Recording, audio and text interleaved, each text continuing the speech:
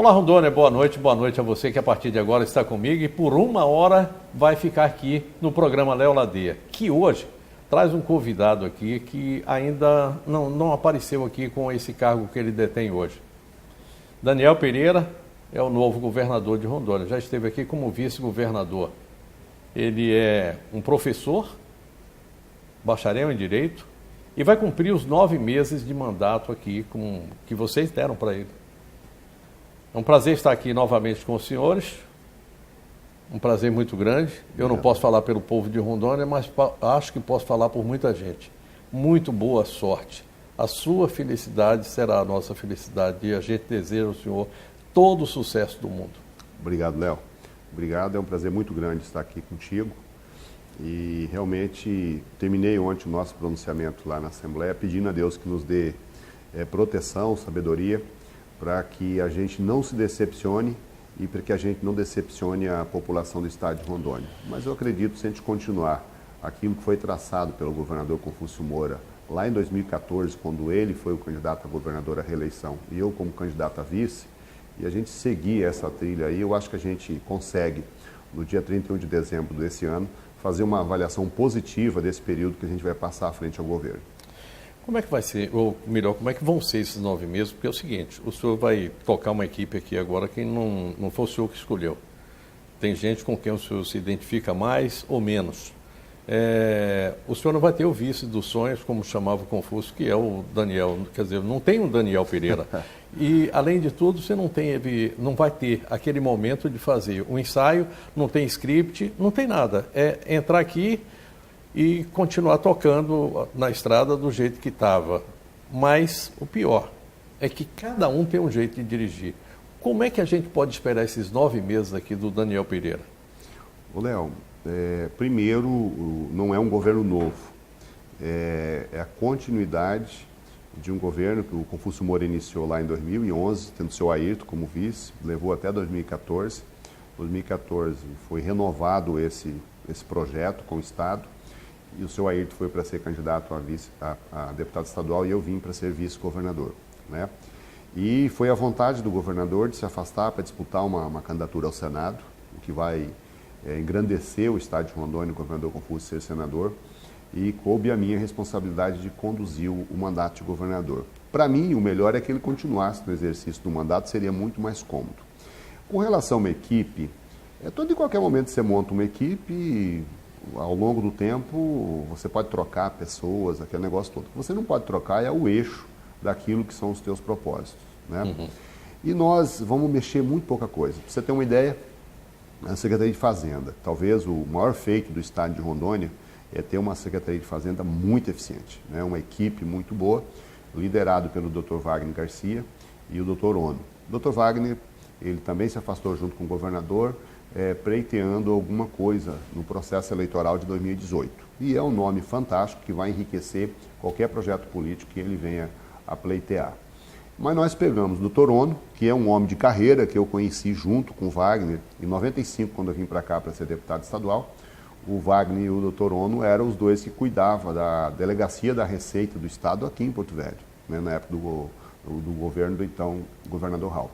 Então nós efetivamos o Dr. Ono, parceiro de longa data do Dr. Wagner, e pegamos o Dr. Marcelo, que também é de carreira, da nossa carreira tributária do Estado de Rondônia, da Secretaria de Fazenda, e efetivamos como o adjunto. O Marcelo, além da carreira de mais de 25 anos como auditor fiscal, foi secretário municipal de educação, de finanças do município de Porto Velho, por indicação do Dr. Wagner.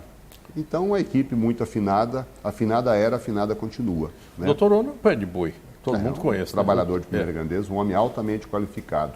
Então, a nossa primeira preocupação é essa, ter dinheiro para fazer as coisas. E a segunda é a questão do planejamento. Nós conversamos com o George. O George, ele foi secretário de planejamento do Dr. Confúcio desde o primeiro dia de mandato. Eu não posso abrir mão da experiência desse homem e juntamente com o Dr. Pedro Pimentel, que compõe a equipe da Secretaria de Planejamento. Então, a partir do momento que eu mantenho o eixo da Secretaria de Fazenda e mantenho o eixo do planejamento, porque governo é isso. Se o planejamento funcionar bem e a Fazenda funcionar bem, As demais vão funcionar em decorrência desse. Eu não vou ter educação, saúde, segurança, estrada, se esses órgãos não funcionar bem, né? O resto, você pode ter boas propostas, pode ter boas intenções, mas se o segmento de planejamento e o segmento de finanças não funcionar de forma satisfatória, o governo vai ser um fracasso. Exemplo disso, né? A transição entre o governo Fernando Henrique Cardoso e o governo Lula, o ministro, que o Lula não era propriamente dito um ministro, era o presidente do Banco Central, foi trazido um homem altamente experimentado. E por quê? Lula, muito esperto, falou, se o Banco Central estiver funcionando direitinho, o resto vai acontecer por acréscimo. E foi o que aconteceu, né? Então, nós mantivemos aquilo que é essencial para o governo. E fizemos questão de já mudar no primeiro dia de governo. Na verdade, não é nem mudar, concretizar a questão do DR. O estado de Rondônia, todo e qualquer país em grande desenvolvimento, eles têm vários modais de transportes. O estado de Rondônia ainda não está nesse nível. O nosso principal modal de transporte é o rodoviário, e então eu preciso de ter um DR que me responda, né? Então nós já fizemos questão de nomear como diretor do DR um homem que já foi vice-prefeito de Cacoal, que foi vereador em Cacoal, tem uma vida pública de mais de 30 anos, e uma pessoa reconhecida pela sua eficiência, que é o Catatal, né? A sua ideia era trazer o Josafá, já estava mais ou menos arrumado. O Josafá está passando por problemas de saúde. O Josafá é um grande amigo nosso, que nós, inclusive, pedimos ao governador Confúcio Moura que o nomeasse, mas ele passa por um problema de saúde e eu preciso de alguém que esteja atento e em condições de trabalhar 24 horas por dia, todos os dias da semana. E eu não posso pedir isso ao meu querido amigo Josafá, companheiro de grande qualidade, foi diretor da nossa FUNASA aqui durante muito tempo, foi vereador em Cacoal, é um servidor público de uma folha de serviço impecável. Mas nesse momento a prioridade é cuidar da saúde do Josafá para que ele possa viver ainda muitos anos com os filhinhos dele, viver bem com todos nós. E viver bem, inclusive a gente poder comemorar aí muitos eventos bons. Então nós vamos, assim que ele recuperar a saúde dele, vamos mantê-lo numa posição estratégica lá no DR, até pelo conhecimento de engenharia civil que ele tem, mas nós precisamos de alguém que esteja saudável para correr o estado de Rondônia, e o estado de Rondônia, pode crer quem está nos vendo, é um estado muito grande.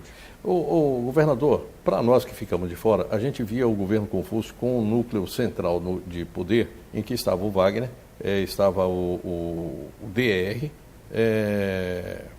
o DR não, as finanças, o planejamento, o Jorge Braga, o controle e a articulação política. O senhor já resolveu a questão da articulação política, que era o Emerson Castro. Eu vi no seu discurso de posse o senhor falando a respeito dele e de mais algumas pessoas. Esse é um assunto que o senhor pretende resolver no futuro? Fica ele ou como é que vai ficar essa questão da articulação? E eu lhe pergunto isso em função do momento que o governo do Estado vive com a Assembleia Legislativa. Perfeito. Indiscutivelmente, o Emerson é um grande quadro, né? Um filho de Rondônia, foi vereador em Porto Velho, foi vice-prefeito de Porto Velho, fez uma transição, um momento difícil da Prefeitura de Porto Velho, passou a faixa da Prefeitura de Porto Velho para o Dr. Mauro e vem fazendo um trabalho muito importante junto ao governador Confúcio Moura.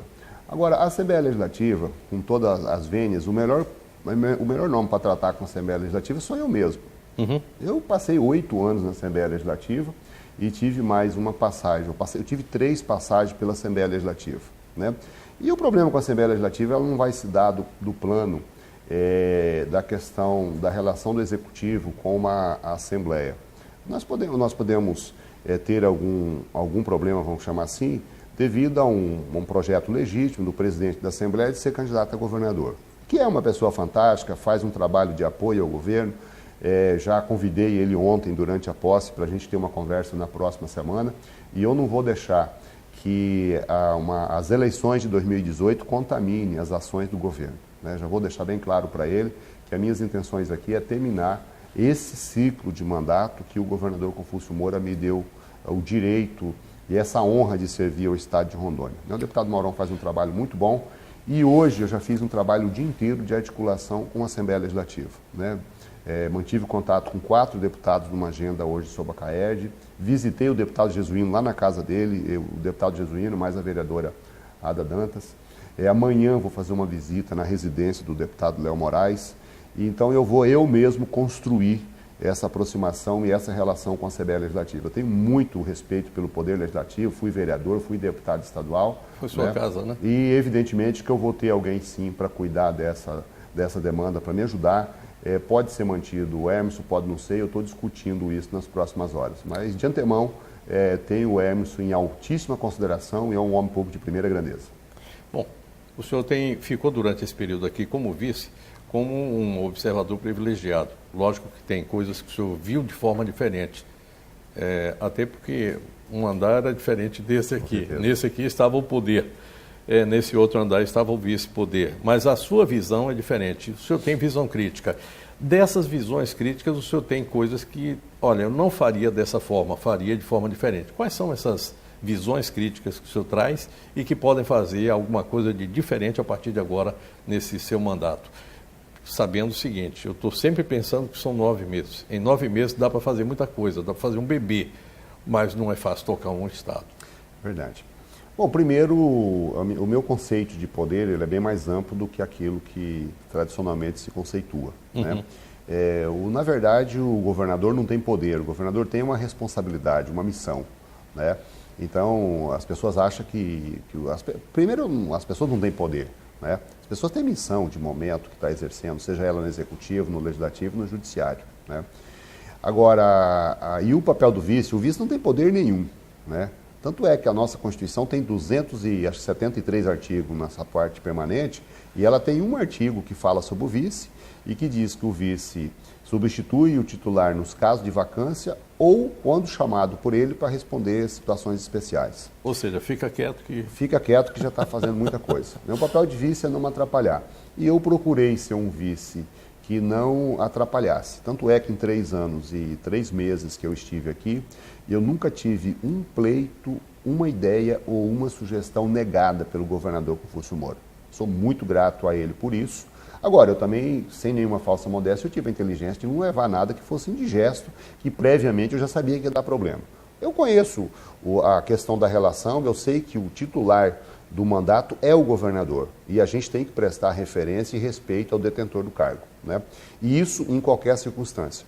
Em uma circunstância que você tem alguém com o perfil do governador Confúcio Moura, é maior ainda esse respeito e essa referência. Então eu tive a oportunidade, nos poucos momentos que o cargo permitiu de ter contato com o governador, em aprender. Né?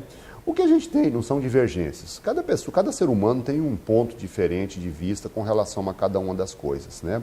Se eu falar que eu tenho 100% dos pontos de vista igual ao doutor Confúcio Moura, eu estou mentindo. Que nem a doutora Alice, que é a esposa dele de tanto tempo, pensa igual ele, assim como a minha esposa também não pensa igual a mim. Né? Agora, o que eu tenho a afirmar com todas as letras é que eu não posso chegar num governo que um governador tem mais de 70% de aceitação. Em pesquisas que eu vi do final do ano passado, 76% da população do estado de Rondônia estão satisfeitos no estado que estão morando. Né? Então é uma aceitação muito alta, talvez um dos estados de espírito mais elevados da população em todo o Brasil. E o grande papel do governante, às vezes não é fazer grandes obras, não é fazer grandes coisas, é manter o espírito da tropa motivada. E o governador Confúcio Moura sabe fazer isso como ninguém. E a minha missão é continuar esse trabalho que ele vinha fazendo. Né? E eu já vinha desenvolvendo uma agenda em várias áreas. Por exemplo, o estado de Rondônia hoje tem uma agenda internacional. Nós somos quase um país aqui. Aliás, parabéns. Encravado na Amazônia. A gente sente isso aí, essa sua tocada dá para sentir. Nós construímos uma relação com a Bolívia, construímos uma relação com o Peru. Provavelmente nós vamos ter uma agenda com o embaixador do Peru visitando o Brasil. Há poucos dias atrás, o professor Basílio estava representando Rondônia com um grupo de empresários na Coreia do Sul, a terceira missão de Rondônia que vai à Coreia, e nós vamos receber agora, dia 10 de abril, uma missão dos sul-coreanos aqui. Nós recebemos um representante do estado da Namíbia aqui a semana passada. A Elisângela foi representando Rondônia em Angola a semana passada. E esse ano nós poderemos ter, como vários convidados, mas um ilustre convidado muito especial, que é o embaixador da Alemanha, vindo aqui na Rondônia Rural Show. Se ele vier, vai ser um momento muito espetacular, porque além da participação na Rondônia Rural Show, nós pretendemos levá-lo em pelo menos uns 2 projetos diferenciados que Rondônia tem. Um deles é o orgulho do governador Confúcio Moura, que é a Escola Baitará, Uma das poucas coisas que ele me chamou para falar, Daniel, cuida bem desse negócio aqui. Dá uma olhada nisso aqui. Claro, né? Um olhar especial para a Escola Baitará, levá-lo para visitar a comunidade que nós temos, Pomerana, que nós temos lá em Espigão do Oeste, e nós somos o estado de Rondônia tem um clube dos alemães em Vilhena. Se o embaixador vier, e por que nós estamos fazendo isso? A Alemanha é o país que tem a maior economia da Europa. A Alemanha nos ensina muito, não porque eles são ricos, mas a maneira como eles constituíram a riqueza deles. O povo alemão é um povo que foi destruído em 2 guerras mundiais e continua com a maior potência econômica da Europa. Então, o modelo alemão de ser é o modelo que nós temos que copiar. Né? E não me refiro ao futebol, não. Né? Me refiro à capacidade da engenharia, capacidade econômica. Aquilo ali foi uma tarde. Foi triste. Mas passou. Futebol não dura a alegria ou a tristeza, dura enquanto o juiz apita o final da partida. O importante é o modelo que os alemães, os japoneses, os sul-coreanos dão, dos investimentos na educação, da rigidez em conduzir a sua vida pública, de formas que você consiga melhorar a qualidade de vida para toda a população. E nós temos muito a aprender com a Alemanha e o embaixador da Alemanha vai ser muito bem-vindo aqui. Então é a construção de uma agenda internacional. Nós construímos também alguma coisa na área de segurança pública. Hoje o estado de Rondônia, nos próximos dias, será o único estado da federação que você requer uma identidade em 100% dos municípios. Né? E algumas outras coisas mais que nós já fizemos e algumas que estão prontas para a gente fazer nos próximos dias. Eu queria falar sobre segurança daqui a pouquinho, eu vou pedir um minutinho, nós vamos para um intervalo comercial e eu queria lhe fazer uma pergunta antes de sair. O senhor falou a respeito de arrumações e tal. A família vem para aqui para o Palácio ou continua fora? O senhor volta, vem assumir aqui o apartamento do doutor Confúcio? Então... Ele foi o que inaugurou, né? Essa demanda eu vou deixar com a pessoa que manda lá em casa. Com a dona Esther. Eu vou deixar com a dona Esther. Né? Eu vou deixar com ela. Uma coisa que pode nos motivar a vir para cá, porque eu já exerci alguns mandatos e eu nunca deixei o mandato mudar a minha vida. Até porque o mandato é muito passageiro. E os mandatos que eu tive, todos eles foram de 4 anos, agora eu estou tendo um mandato de 9 meses. Então não posso mudar a minha vida de forma que eu tenha dificuldade para me adaptar. Mas a minha filha mais velha, ela está grávida, e é o meu primeiro neto que está a caminho, e a minha filha trabalha aqui no Tribunal de Contas. Então, como a gente mora tudo meio embolado, igual índio, né? Se a gente vier para cá, ela vai ficar aqui a 300 metros do Tribunal de Contas, vai facilitar a vida dela. E talvez esse seja o maior ganho que eu estou tendo nesse momento, nesse mandato. Só um minutinho, a gente vai para um intervalo, eu volto já já.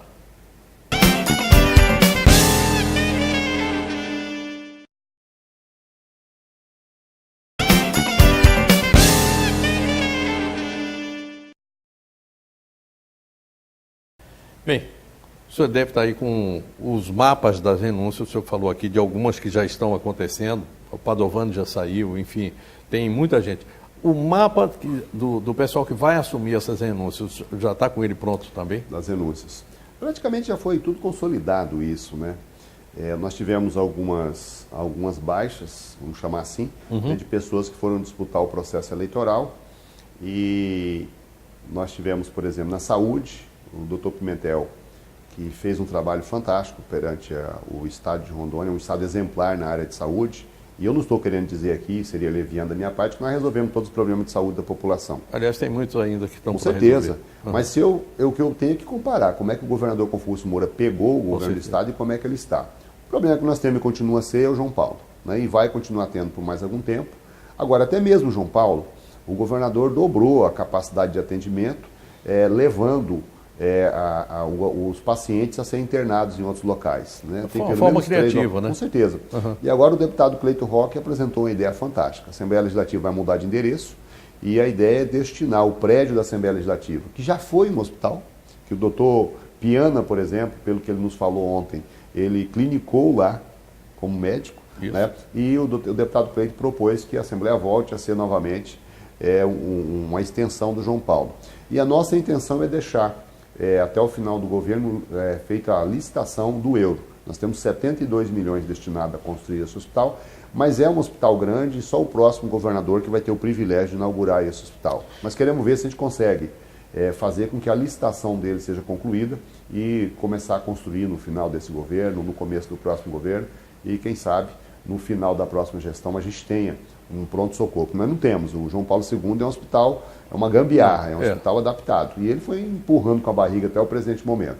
Era o sonho do governador Confúcio Moura deixar mais esse legado entre tantos que ele deixou, mas infelizmente não foi possível. Mas ele deixou encaminhado a questão da licitação e deixou os recursos disponibilizados, o que é mais importante. Já que falamos de saúde, a questão de Guajará-Mirim, Ariquemes e o euro o senhor acabou de falar, fica o dinheiro já colocado. Mas tem um outro problema e eu lhe trago um reclamo das pessoas que sabiam que eu viria conversar com o senhor. Nós ficamos 9 meses com alguns medicamentos desabastecidos desse medicamento, não havia dispensado esses medicamentos. E um deles é uma questão que é de vida ou morte, que é a insulina. Quem vai ficar à frente da secretaria agora é o doutor Maiorquim, ou o senhor está pensando em uma outra pessoa? Não, vou manter o doutor Maiorquim, uma vez que eu acompanhei o governo do doutor Confúcio, o primeiro e o segundo. E o primeiro governo, ele teve até nomear a dupla Pimentel e Maiorquim. Que é um casamento perfeito. Exatamente. Né? Os dois gordinhos são muito bons de serviço. Né? Então, e é algo que está funcionando. E eu não vou conseguir melhorar isso trocando essa equipe em 9 meses. Eu vou piorar isso daí se eu trocar. Verdade. Então, eu vou manter. São pessoas muito dignas e fazem um trabalho muito bom. Né? O que nós estamos tendo agora é uma conjuntura. Por exemplo, muita gente que tinha plano de saúde com uma crise econômica deixou de ter plano de saúde e veio ser atendido na rede pública estadual. E os municípios, quase todos eles, estão passando por situações difíceis e pouquíssimos municípios se organizaram para atender essa demanda da saúde. E um deles, para nossa satisfação, é o município de Ji-Paraná. Né? O Gesualdo Pires, como gestor de Ji-Paraná, fez um trabalho fantástico. Verdade. Né? E ele manteve... Criou uma barreira, né? Com certeza, ele manteve o controle lá e melhorou, efetivou e ampliou a oferta de serviço de saúde. Mas nós tivemos problemas, por exemplo, em Cacoal, que teve que o governo do estado intervir lá. Na verdade, por determinação judicial, o governador fez a intervenção lá. Em Vilhena deu uma melhorada boa, mas a gente passava uma crise muito grande lá no governo passado, o governo municipal. E as prefeituras, elas estão passando uma situação econômica muito difícil. O Brasil Guajará-Mirim, inclusive Porto Velho também. Exatamente. Né? Questão de saúde. Guajará tem problema, aqui em Porto Velho nós estamos com problema, aqui me propõe inclusive a visitar o prefeito Wildo Chaves na próxima semana. Quero apresentar para ele um rol de ações que a gente possa construir juntos, o governo do estado e a prefeitura de Porto Velho. Porque o doutor Hildo recebeu democraticamente o direito de representar o povo de Rondônia e com a renúncia do governador Confúcio Moura, eu e ele passamos a ter a responsabilidade de cuidar aqui da população de Porto Velho. Talvez a gente não tenha condições de atender tudo aquilo que é necessário, mas eu acho que se a gente juntar o esforço do governo do estado e o esforço da prefeitura, é possível que a gente consiga fazer mais. E a nossa população está esperando isso. Quem casa com a viúva carrega os filhos, né? É mais ou menos nessa linha. Na verdade, qualquer governante que vai pegar, ele vai pegar o estado do jeito que ele está, não vai pegar o estado ideal. O estado ideal não existe. O estado tem coisas muito boas e acertadas e tem problemas. E você tem que pegar o todo. Não tem como pegar só o lado bom e deixar o lado ruim para os outros. O senhor falou em segurança e eu sei que o senhor tem um pacote mais ou menos pronto sobre segurança pública. Eu queria que o senhor falasse a respeito dele e eu vou colocar alguns pontos a mais que tem a ver também com segurança. Áreas de preservação ambiental, garimpo, sedã, madeireiros. Eu ia colocar a minha capital aqui, mas não vou colocar não, porque o problema de segurança é de todo mundo. Eu não vou colocar, mas eu gostaria que o senhor falasse a respeito desse projeto e desses pontos aqui que são conflitantes. A questão de segurança, você tem que ter intervenções direto na área de segurança. E o governador Confúcio Moura foi o único governador até agora que ou ele entregou ou está por entregar a metade das delegacias do estado reformadas e ampliadas, transformadas em unidade integrada de segurança pública. E isso não é pouco. Uhum. Se todo governador que passou pelo estado deixasse o que ele está deixando na área de segurança pública, nós teríamos uma estrutura fantástica, né? A gente tem algumas situações conceituais que estão sendo discutidas e que eu entendo primordial, que é fazer a integração das polícias. Nós temos hoje a Polícia Civil com o seu banco de dados, com as suas informações, e nós temos a Polícia Militar com os seus. Há uma espécie de defesa corporativa daquilo que é seu. E, na verdade, o que a Polícia Civil detém e a Polícia Militar detém não é dela, é da sociedade. Então, uma das primeiras coisas que eu quero fazer é promover essa integração. Né? Mas as vaidades vão ter que deixar de existir, né? Porque a sociedade não paga a Polícia Civil e a Polícia Militar para que elas fiquem disputando entre si, né? A gente tem um ambiente bom aqui, e nós vamos melhorá-lo. Já melhoramos bastante com relação a isso, né? Nós pretendemos, inclusive, já está em andamento, deixar as bases... O senhor troca o comando das duas polícias?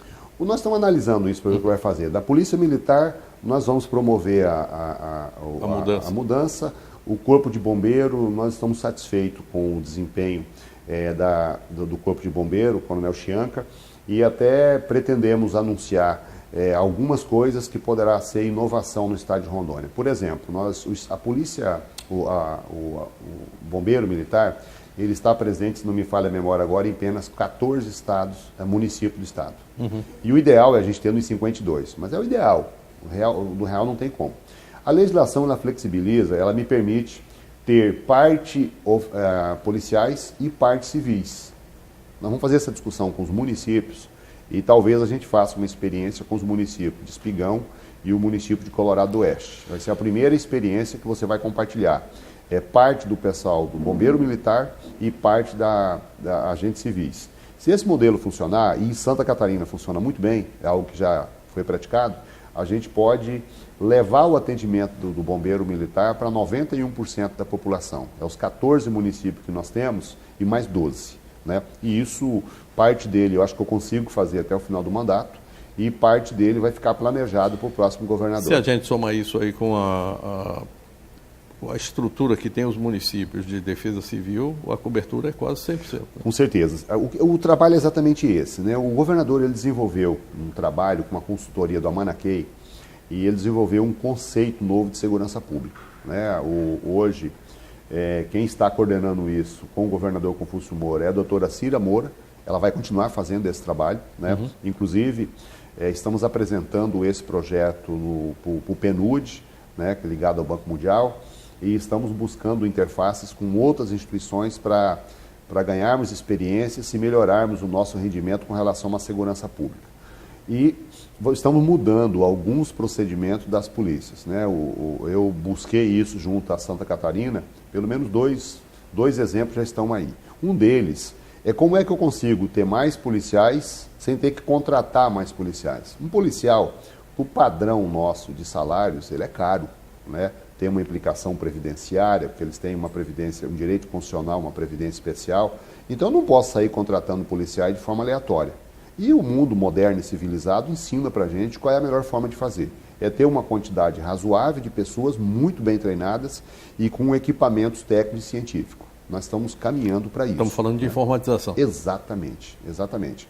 Por exemplo, na Polícia Civil, o doutor Arismar, que é o delegado nosso do interior, ele apresentou um projeto fantástico.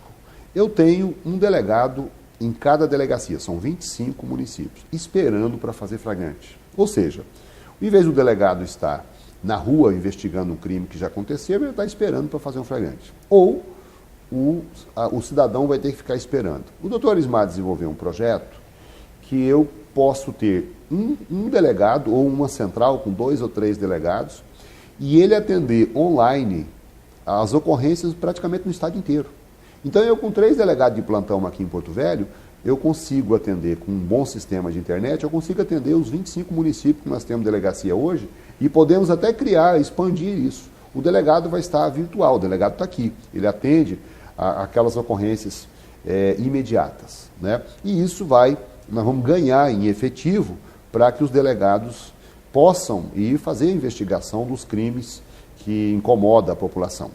Por outro lado, a Polícia Militar hoje, no Brasil, com exceção de poucos estados, e Rondônia vai ser um deles, a polícia faz o retrabalho. A Polícia Militar faz um trabalho e a Polícia Civil faz o mesmo trabalho depois. Ou seja, eu tenho 2 polícias fazendo o mesmo trabalho. E aí, não sai nada que atenda, né? Então, mas não é nem questão de eficiência. As 2 são eficientes. Agora, é como se você pagasse para alguém pintar a sua casa numa semana e na outra semana você paga para uma outra equipe diferente fazer o mesmo serviço. Ou seja, você vai gastar 2 vezes e vai ter um serviço só. Eu vou para o intervalo e a gente volta já já. Eu estou conversando com o governador Daniel Pereira. Nós vamos aqui agora para o último bloco. Você me espera só um minutinho, que nós vamos falar aqui agora a respeito de sedã, de regularização fundiária, de garimpo, enfim. Já estou de volta.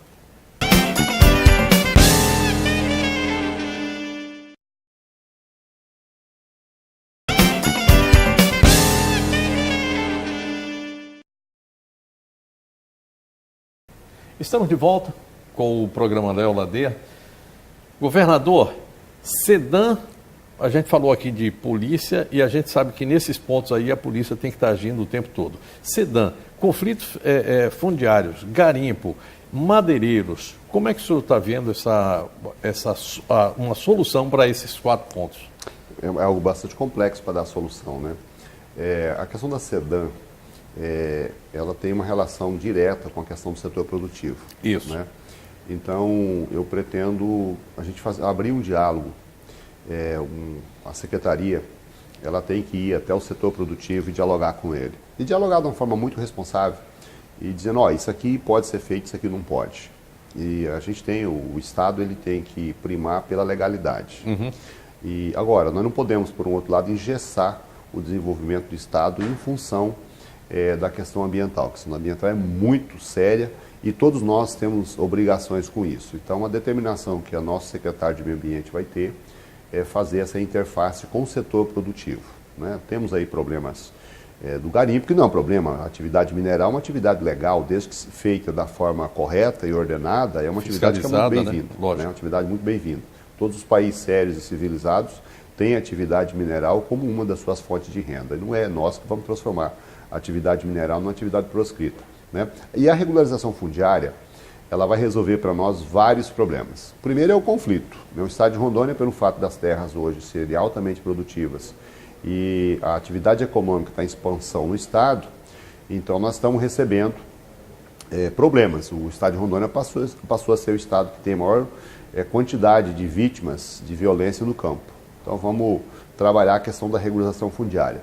O presidente da República sancionou recentemente, agora dia 16 de março, ele assinou um decreto regulamentando a lei que permite a regularização fundiária. Então nós vamos fazer um trabalho para ajudar o INCRA a fazer a parte dele, ajudar o Terra Legal a fazer a parte dele e o Estado somando, obriando com essas duas instituições. E vou abrir uma discussão, que nós já começamos como vice-governador, vamos ampliar agora como governador, com os setores organizados.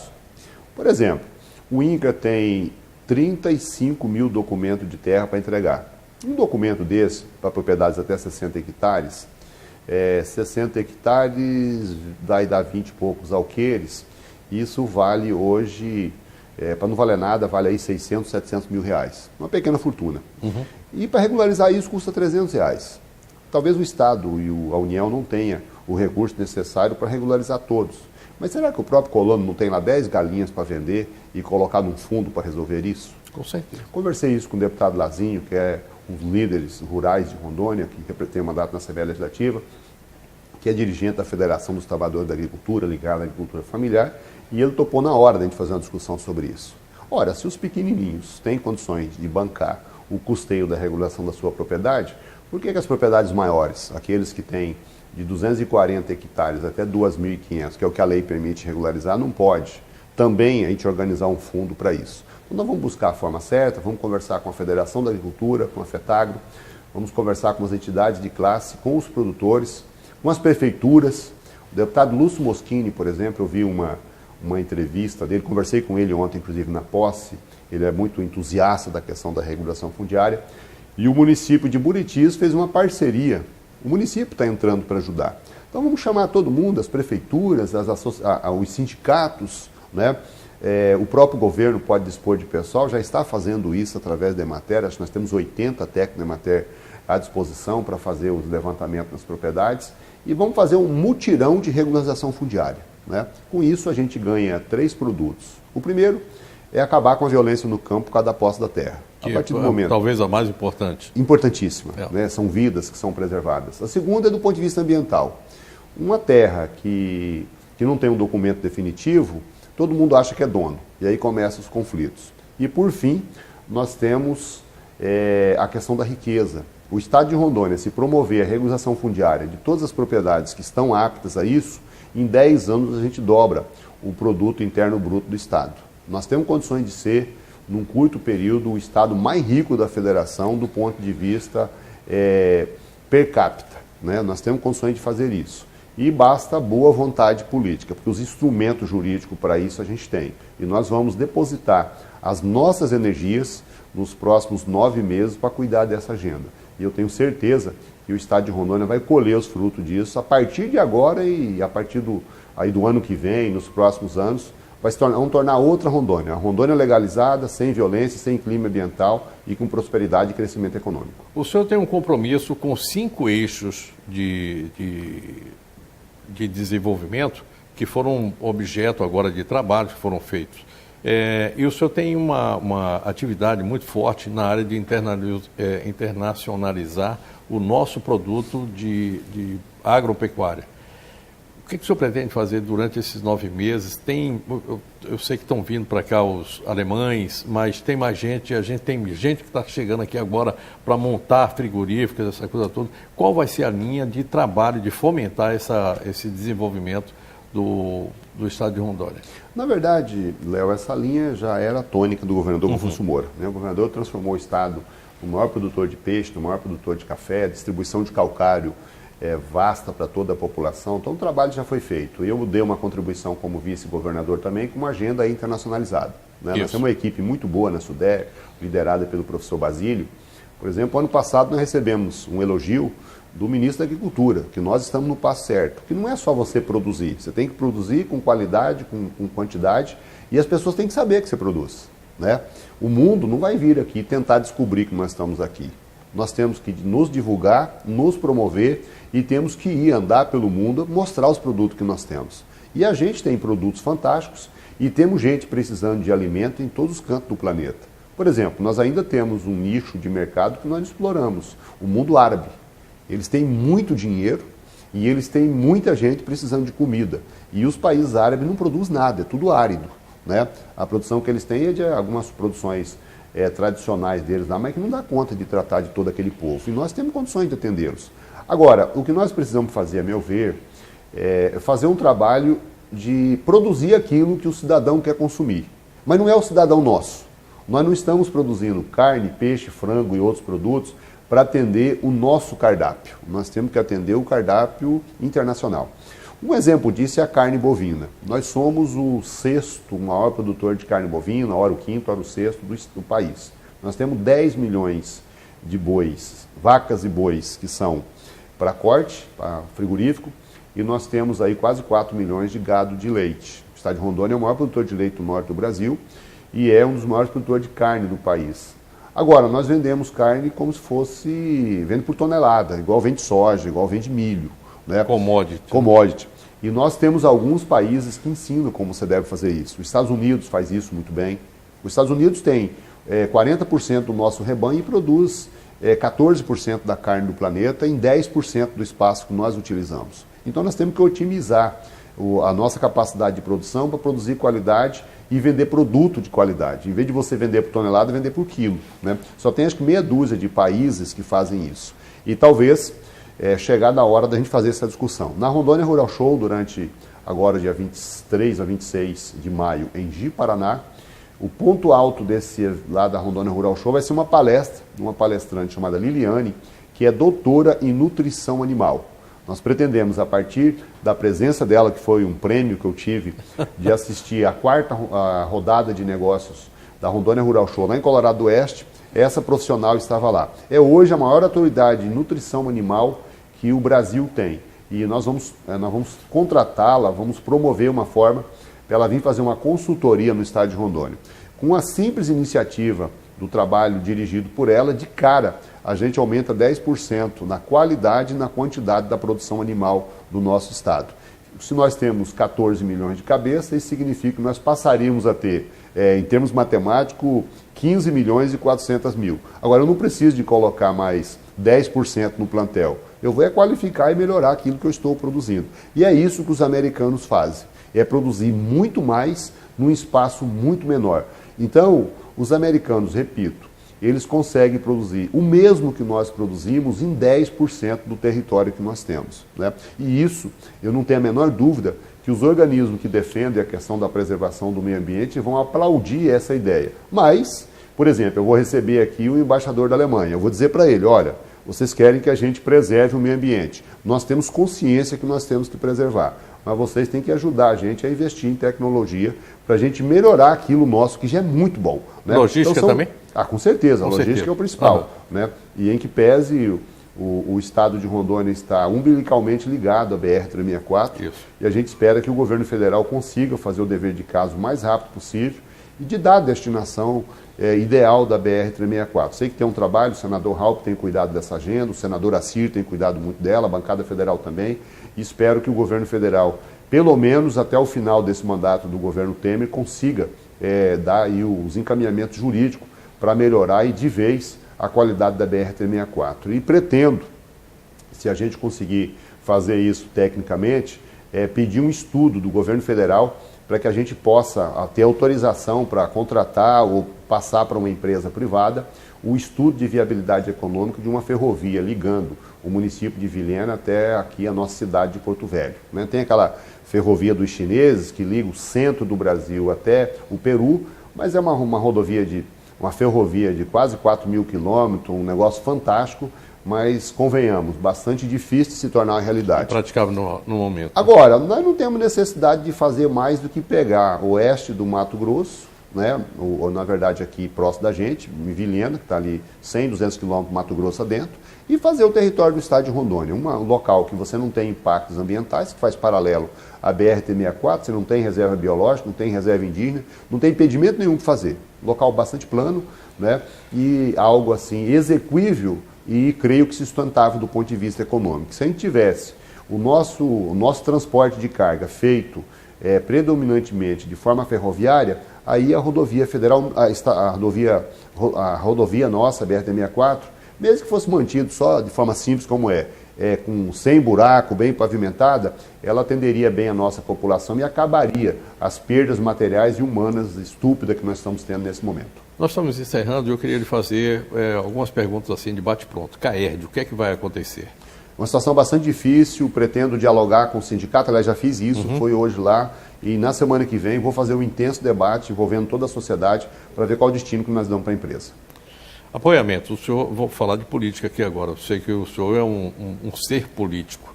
O senhor tem aí uma série de acordos, de apoiamentos, enfim, tem muita coisa para acontecer durante esse período que vai ser um período eleitoral. Com quem Daniel vai andar? Olha, nós vamos construir, eu pertenço a um partido que é o PSB, né? Eu tenho um compromisso político com o senador Assir para governador e vou fazer um trabalho para eleger o governador Confúcio Moura, que o estado de Rondônia é bom, e tenho um compromisso eleitoral também com o prefeito Gesualdo Pires para o Senado. E tentar fazer uma bancada de deputado federal e deputados estaduais. O deputado federal nosso do PSB é encabeçada pelo deputado Mauro Nazif. E vamos ver que composição política a gente consegue fazer.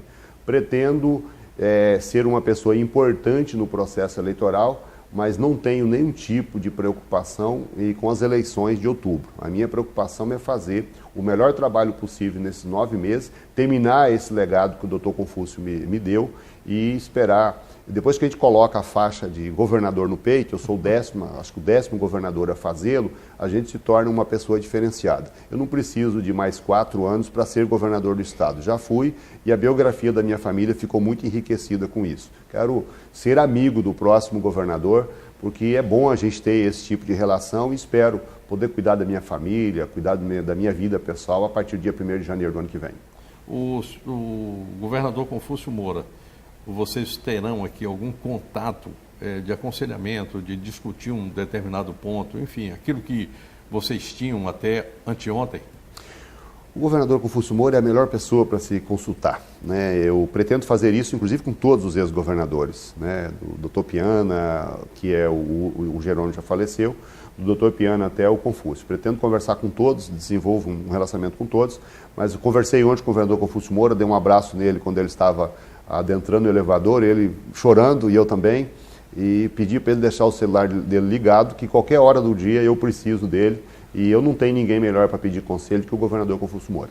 Para fechar essa questão política, em algum momento, por alguma circunstância, o senhor pode vir a disputar o cargo de governador, ou seja, passar a faixa para si mesmo? Veja bem, legitimidade jurídica para isso eu tenho. Agora, eu não sei se eu vou ter a possibilidade política de fazer, né? Eu externei os meus compromissos e eu não vou deixar de forma alguma que a vaidade de ser sucessor de si mesmo coloque em risco a continuidade desse governo. Eu tenho que ter a compreensão política disso. Nós temos o senador Assir, que eu já citei como pré-candidato, o deputado Maurão também, uma pessoa que tem uma folha de serviço muito boa, presidente da Assembleia, foi um parceiro do governador Confúcio Moura, merece toda a nossa atenção. Então eu não vou deixar a vaidade pessoal, que já está consolidada. Da minha família, eu ocupei o cargo mais importante que a minha família poderia sonhar um dia em ocupar. Para quem for boia fria? Boia fria, governador, é coisa rara. Então, já estou satisfeito com esse mandato. Agora, eu quero aproveitar com o máximo possível de intensidade esse mandato e eu já deixei meu nome na história de Rondônia, mas eu quero deixar de forma positiva. Eu não quero deixar como um cara que acidentalmente foi escolhido a vice, né, depois dos 45 minutos do segundo tempo, e passou obscuro pela história. O governador Confúcio Moura deixa um legado e eu quero ver se eu consigo deixar também alguma coisa nesses 9 meses que nós estamos passando aqui. É o que a gente deseja também, todos nós. Obrigado. Olha, eu queria lhe agradecer pela cortesia de nos receber, a primeira emissora de televisão que vem ao Palácio para conversar com o governador. É uma honra muito grande. Já externei aqui os meus votos sinceros de sucesso. Desejo que Deus continue te iluminando e que tudo aquilo que você sonhou num determinado momento venha ocorrer. A sua felicidade está muito atrelada à nossa, o seu sucesso ao nosso. Ou seja, nós estamos aqui sendo comandados e a gente quer ser comandado por um líder que a gente sabe que quem chega até aqui é porque é líder, sim. Muitíssimo obrigado. Obrigado, Léo. Obrigado mesmo, de coração. Saúde e paz. A casa está aberta aqui para você todos os dias. Obrigado. Tá certo, obrigado. Meus amigos, amanhã, às 8h30 da noite, a gente está aqui para mais um encontro com o programa Léo Ladeia. Hoje nós conversamos e conhecemos um pouco mais da vida de Daniel Pereira, o nosso governador do estado de Rondônia. Desejo a todos boa noite, bom sono e bons sonhos. Amanhã a gente se encontra, então. Tchau, tchau.